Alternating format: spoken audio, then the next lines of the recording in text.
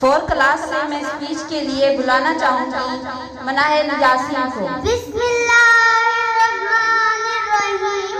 परवाज़ है दोनों की सी एक फिज़ा में, परवाज़ है दोनों की सी एक फिज़ा में, करगस का जहां शाहीन का जहां। मोहतरमा सादा करा और मेरे हम मकतब साथियों, अस्सलामु अलैकुम। आली वक़ार, आज मुझे जिस मौजू पर लफ्ज़ का मौका मिला है वो है यौम दिफा।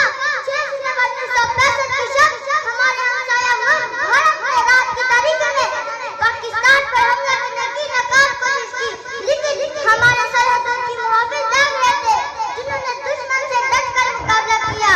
हमारे नाम से होंगी रवायतें जिंदा, हमारे हिस्से में बच्चों वफा का आया है। सामीना कराम, ये वो दिन था जब अपनी अफवाज के शाना बशाना खड़ी हो गई और दुश्मन के पाकिस्तान का शोर खून मनाने के ख्वाब को मिट्टी में मिला दिया और दुनिया को बतला दिया कि पाकिस्तान